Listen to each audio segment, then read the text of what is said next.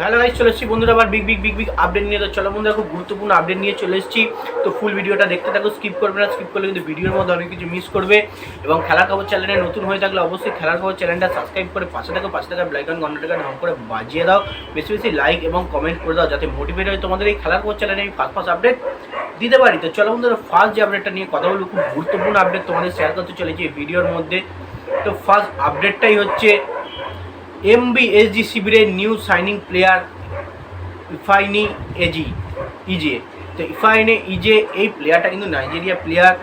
তো signing player কেন বলছি, একরকম যেহেতু মোহনবাগান এই প্লেয়ারটাকে টার্গেট করেছে, পুরোপুরি কনফার্ম হয়ে গেছে বোল্ডেচারে। এবং আরও কনফার্ম হয়েছি, সে যে ক্লাবে খেলতো সেই ক্লাব থেকে কিন্তু তাকে পুরোপুরি থ্যাংক ইউ পোস্ট জানিয়ে দেওয়া হয়েছে, মানে তাকে পুরোপুরি ছেড়ে দেওয়া হয়েছে। এবং তিনি কিন্তু পুরোপুরি ফ্রি এজেন্ট হয়ে গেছেন। এবং যেহেতু তিনি অন্য একটা ক্লাবের সঙ্গে যুক্ত হতে চলেছেন, তো সেই কারণে কিন্তু তার যে প্রাক্তন ক্লাব, নিজের যে প্রাক্তন ক্লাব, সেই প্রাক্তন ক্লাব থেকে কিন্তু তাকে পুরোপুরি থ্যাংক ইউ জানালো, মানে বার করে দিল। এবং সেটা কিন্তু অনেকটাই আসছে মোহনবাগানের দিকে, কারণ এটা একটাই বড় সংকেত, মোহনবাগানের জার্সি গায়ে মোহনবাগান শিবিরে সই করতে চলেছে, মোহনবাগান শিবিরে ডিল ডান হতে চলেছে, তারই একটা বড় ইঙ্গিত এই ইজেকে নিয়ে। যাই হোক, দেখা যাক এই নাইজেরিয়ান টাইগার জেসন কামিংসের জায়গাটা পুরোপুরি ফুলফিল করতে পারে কিনা। দলে জেসন কামিংসের জায়গাটা পূর্ণ করতে কিন্তু এই যে মোহনবাগান শিবিরে যুক্ত হতে চলেছে।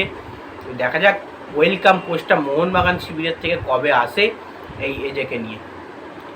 তো নেক্সট যে আপডেটটা নিয়ে আবার কথা বলবো, খুব গুরুত্বপূর্ণ আপডেট, সেটা হচ্ছে এমবিএসজি শিবিরের প্লেয়ার সাহাল আব্দুল সামাদকে নিয়ে। তো সাহাল কিন্তু আমি থাম্বনেলে লিখেছি সাহাল ইজ ব্যাক।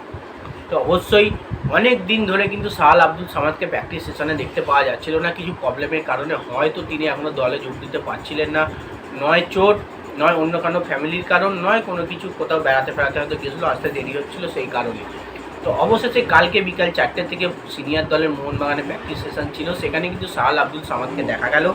এবং পুরোপুরি জিনিসটা শিওর হয়ে গেলাম, পরিষ্কার হয়ে গেলাম, সাহাল আব্দুল সামাদ কিন্তু মোহনবাগান শিবিরে যুক্ত হয়ে গেছে। এবং প্রথম অনুশীলন কালকে তিনি করে নিয়েছেন। খোঁজ মেজাজে সাহাল আব্দুল সামাদকে লেগেছে, কোনো রকম উল্টোপাল্টা অ্যাগ্রোড অ্যাঙ্গেলে কোনো রকমই তাকে খারাপভাবে দেখিনি। তো বেশ হাসি খুশি খোঁজ মেজাজেই কিন্তু তিনি প্র্যাকটিস সেশন করেছেন।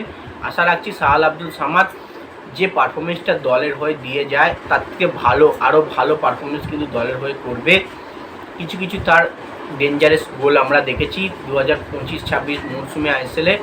তো এবারও কিন্তু আমরা 26-27 মরশুমে আইএসএলে কিন্তু দেখতে চলেছি সাহাল আব্দুল সামাদের কিছু স্কিল, কিছু দুর্দান্ত গোল। তো নেক্সট যে আপডেটটা নিয়ে কথা বলে, খুব গুরুত্বপূর্ণ আপডেট, সেটা হচ্ছে ইস্টবেঙ্গল এফসি শিবির কিন্তু একটা স্প্যানিশ বিদেশি অ্যাটাকিং মিডফিল্ডার কিন্তু টার্গেট করে সই করিয়েই নিয়েছে বললে চলে। প্লেয়ারটার নাম হচ্ছে নাচো মসলাভি। তো এই নাচো হচ্ছে স্প্যানিশ ফুটবলার। স্প্যানিশের হয়ে কিন্তু তিনি আন্ডার-19, আন্ডার-20, 21 খেলার অভিজ্ঞতা রয়েছে। এবং তার সঙ্গে অ্যাথলেটিকো দি মাদ্রিদের সঙ্গেও কিন্তু পারফরমেন্স করেছে। অ্যাথলেটিকো দি মাদ্রিদের হয়ে কিন্তু প্রচুর ম্যাচেস খেলেছে। এবং হাই প্রোফাইল খুব একটা যে হাই প্রোফাইল প্লেয়ার তা কিন্তু নয়, ভালো প্লেয়ারের টাজে কিন্তু তিনি রয়েছে। এবং তার মার্কেট ভ্যালু হচ্ছে 80 লাখ টাকা। এই নাচোকে কিন্তু ইস্টবেঙ্গল এফসি শিবির পুরোপুরি কনফার্ম করেছে তাদের অ্যাটাকিং মিডফিল্ডের জায়গায়। মানে বেসিক্যালি বলতেই চায়, কম পয়সায় পুষ্টিকর খাবার যদি হয়, মানে কম পয়সায় যদি ভালো প্লেয়ার হয়, তাহলে কিন্তু অবশ্যই এই সাইনিংটা ইস্টবেঙ্গলের জন্য দুর্দান্ত।